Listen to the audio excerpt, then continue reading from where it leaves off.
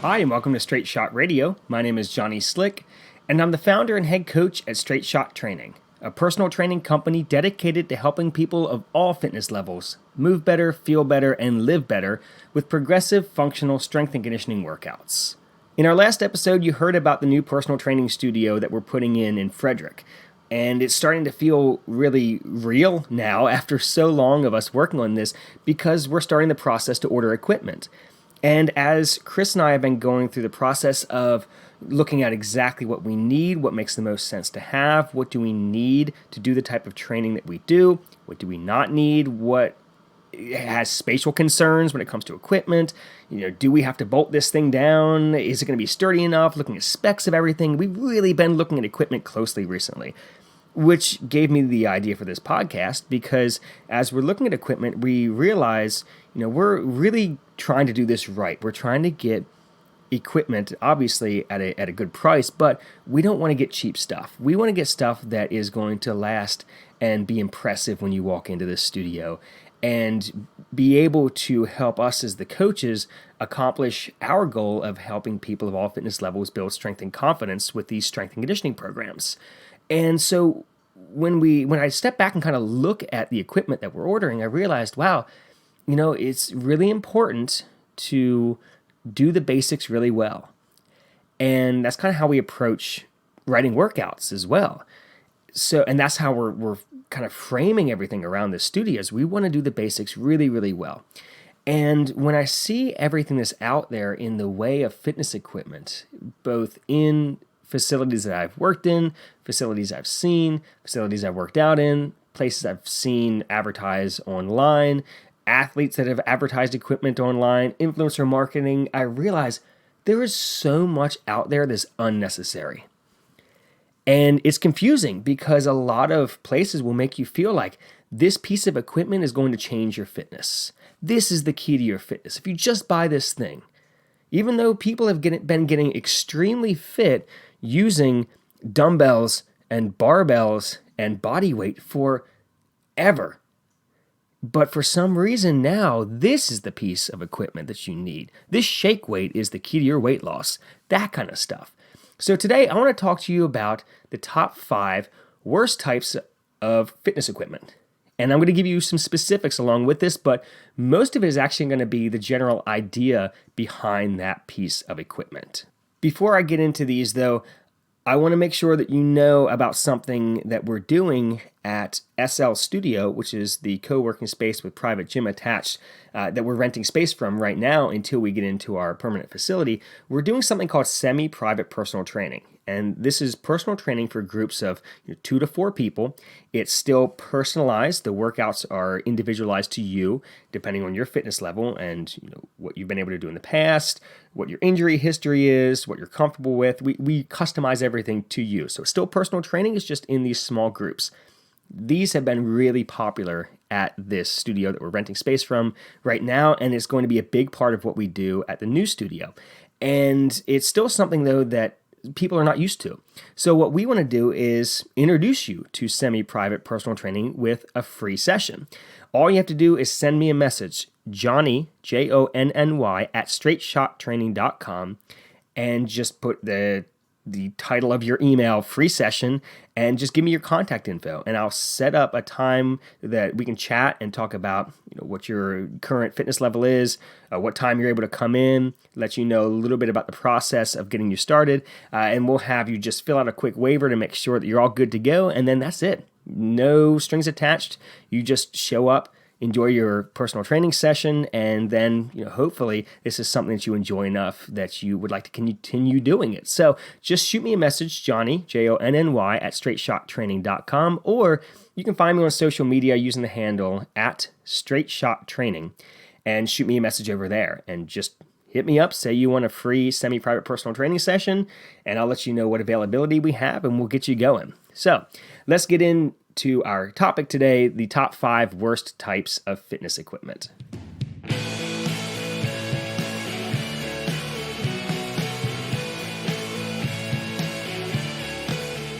All right, so the way I'm going to frame each of these is a question that you can ask yourself if you are going to purchase this piece of equipment. Now, some of these you probably won't be purchasing for your home gym. Some of these might be pieces of equipment that you would see at your gym. So if you're listening to this and you're a personal trainer, or you're a gym owner, or you're part of the ordering process at your gym, some of this might be helpful for you as well. So question number one I have for you when looking at a piece of equipment is, can it be part of a progressive program? So can you add resistance to this? Can you quantify your distance or something with this piece of gym equipment so that it can be progressed? Because if you can't progress something, if you're just moving, you're not really training, you're just exercising, which is fine. It's great to get you moving. But if you're going to spend money on a piece of fitness equipment, you really should make it something that can grow with you. So the example here is battle ropes. Now, before you jump on me and say, hey, Johnny, I remember doing battle ropes with you back in the day. Yeah, in group settings, I've used battle ropes before. And for those of you not familiar, so there's long ropes that you see people grabbing and kind of smacking the ground like an angry gorilla in a Cincinnati zoo. Rest in peace, Harambe. And they make for cool pictures. There's a lot of pictures and videos, and especially slow motion videos on YouTube and Instagram and Facebook, and a lot of trainers are using these battle ropes just for the sake of marketing. I promise you, not that many trainers are using battle ropes in their sessions, and these top athletes that you see using them, that are completely ripped, jacked, just shredded, they're not using battle ropes. Now, they're fun in a circuit setting. I used to think they were cool, 8-9 years ago when they were kind of cool and they were the new thing, and I did some training with them. Actually, at a seminar, and we purchased them, and quickly I realized they're kind of pointless. Like, they'll make people tired, they'll make your arms tired, they get you out of breath, but where do you go from there? They cost $150 to $300. You could spend that money on one or even two pair of really good running shoes and get a much better cardio workout running some hills. Battle ropes probably sound like more fun. Sure, that's fine. But if you want to spend $300 on something that you can't progress, other than, you could either slap the rope harder or you could slap the rope longer. That's it. It's not a whole lot that you can do to progress battle ropes. And there's all these, ridiculous movements that you see people doing with them, making them creative. It's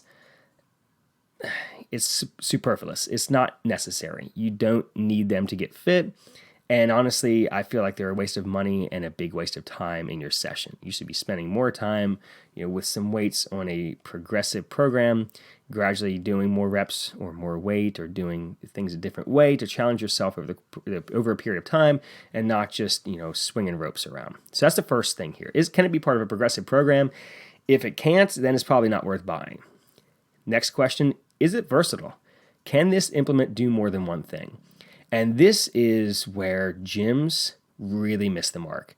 Now, most gyms, big gyms, are going to have your traditional selectorized machines. That's where you put the pin in the different plate on the rack and it moves up and down. So like the chest press, the leg extension, the leg curl, those machines are going to be selectorized machines. They can do one thing.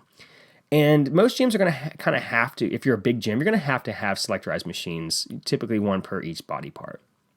But if you're going to buy another piece and you're going to invest another, let's say, $3,700 on one piece of equipment, should you really buy another machine, or should you maybe use that to buy an entire set of dumbbells? Because that's how much an entire set of dumbbells, most of the time plus a rack, is going to cost. Meanwhile, you have items like the True Fitness full body press machine that comes in at $3,700 that is basically a very complicated, huge space-consuming way to do thrusters. A thruster is a squat into an overhead press. You can do thrusters with a dumbbell, a barbell, a band, kettlebells, just about a sandbag, just about anything. This True Fitness full body press machine is a just gargantuan piece of waste when it comes to space, a footprint in a gym. Because all you can do is you put your feet on this plate, you're kind of laying it like semi-horizontally, bit of an angle, like diagonal angle. Your hands are on this bar out in front of you, so you kind of look like you're like a human race car. and you're going to push your feet backwards while you push your arms forward. So you end up in kind of like a plank position. I'm using my hands like you can see what I'm doing here. But if you just Google it, True Fitness Full Body Press Machine, look it up and you'll see what I'm talking about. It can do one thing. And that one thing, it would be much better if you did it on the ground, standing on your feet, holding weights in your hands. And gyms are spending $3,700 on this one piece of machinery that is not even as versatile as a chest press machine. Because at least with a chest press machine, you can, put clients on it that maybe have issues with standing exercises, or maybe a special needs client, or somebody who has trouble with range of motion or controlling weights. If they have hypermobility issues. I've used machines with people a lot before, but with this machine, you actually kind of have to be decently fit to use it because it requires you to kind of hold your body in a plank position while doing this awkward thruster. So it's a machine that not everybody can use, and it can only do one thing. So that's not a versatile machine, and I don't think it's worth $3,700, especially I've seen gyms that have two of them.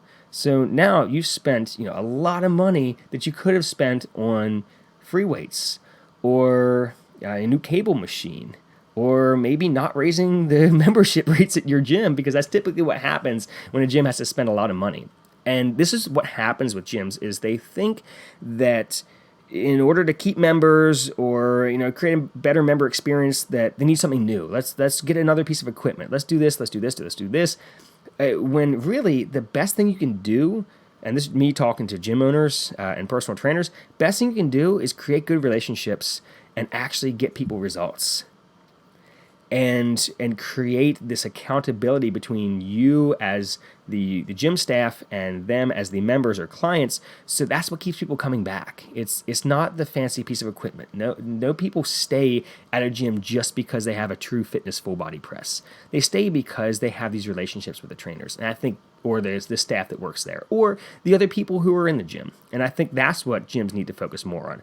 I don't want to get too distracted with that. So let's go into type number 3 here, or question number 3 I have for you is the piece of equipment that you're trying to buy reinventing the wheel? Is there already something that exists that's probably cheaper that accomplishes the same task? So another thing I'm going to try to describe to you here, there's something called the center mass bell, or center mass dumbbell.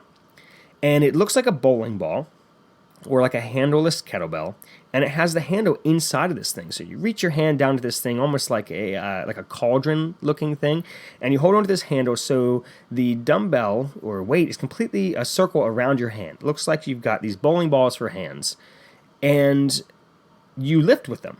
You can do bench presses, shoulder presses, hold them for lunges. Sounds like a dumbbell, right? So a kettlebell, the center of mass on the kettlebell is not where you hold it, because you're holding a handle and the weight is around the back of your wrist, or if you're doing a bottoms-up press, it's going to be above your hand. If you're holding a dumbbell, though, the weight is on either side of your hand. So you have a weight on the thumb side of your hand, a weight on the pinky side of your hand, with a handle going through the middle. Well, technically, the weight is kind of centered over your hand. With a center mass bell, yeah, there's weight on the palm side and the back of your hand, but it's going to feel a lot like a dumbbell. And these things cost even more than kettlebells do. And it's become a big thing in the strength and conditioning world, where coaches are raving about these center mass bells and all these things you can do with them. Like, look, you can swing them. Look, you can do this. Literally, I could hold a dumbbell and do the exact same thing and accomplish the exact same task for half the price. So why would you buy something if you can get something for cheaper that does the exact same thing? There's no reason why we need to keep reinventing the wheel on this. When it comes to innovation, why don't we innovate how we communicate or train people as coaches? Like, why don't we spend more time doing that than trying to figure out how to manufacture and market something that accomplishes the same task of anything else? Geez, I mean, you could get fit. Last year, we all found out you get fit throwing books inside of a duffel bag and putting 2 of those on the side of a broomstick and squatting. I'm not sure if you all saw during the Olympics, they did a montage of the Olympic lifters training at home, and they were doing that. They were lifting, bags filled with books on PVC pipes or broomsticks, and that's what they practiced with for barbells. You may have seen the stuff that I put out last year during the shutdown where I was using 5-gallon buckets filled with sand and a shovel for a bar, showing some examples with that. So you don't need to reinvent the wheel, especially if it's going to cost more than something that the original is. Now, if you were able to reinvent the wheel and make it cheaper, could maybe see doing it. But there's a reason why dumbbells and barbells are the gold standard. It's just they're versatile. They're part of a progressive program, and they're kind of the king when it comes to lifting because of what they're able to do at the price that they're priced at. Fourth question here is, and this is a big one, is the piece of equipment that you're looking at being marketed by influencers/celebrities? Enter Mr. Joe Rogan. Joe Rogan works with a company called Onnit, and Onnit makes a lot of these fun fitness toys, and then Joe talks about them on his show, and people buy them, and they're super expensive. And nothing against the company. They actually put out a lot of great stuff when it comes to training materials for coaches, and they do have some good stuff. They've got kettlebells, things like that, but they also make some fun toys, but just they're really expensive. And there are things that also are not always super versatile, or they can't be part of a progressive program, or it's reinventing the wheel. So those first three questions are then kind of being pulled into this next question here, whether or not it's being marketed by an influencer or celebrity, because when this celebrity comes out and says, this water-filled sandbag is the key, this is what I've been doing to get this fit. Well, they're also being paid to say that. So go ahead and refer back to those first three questions, and if it can't be part of a progressive program, it's not versatile, and it's reinventing the wheel, then it doesn't matter what that celebrity says. They're getting paid to say that. You don't need that piece of equipment. There's these other things that are like these egg shaker weights, kind of like if you were like playing percussion, auxiliary percussion. There's those little egg shaker weights. There's like three people that know what I'm talking about, but like a maraca or something. And so you're holding these egg shaker weights and you're like doing these running drills with them. I don't know. I'm still miming what I'm doing, trying to get you to understand what I'm talking about. But those are being marketed now, and they're like these 1 pound shake weights. And the price of them is ridiculous. There's something else called Monkey Feet that's being marketed now, and it's this boot that you can like strap a dumbbell to, so you can like pick up a dumbbell by your feet. And they're talking about, it's the next evolution of like primal stuff about how you need to get these monkey feet so that you can pick stuff up with your feet and lift weights with your feet, and that's the key to fitness. So to wrap up this question, if it's being marketed by an influencer or a celebrity, they're being paid to market that piece of equipment, and it's probably not something that you need to buy.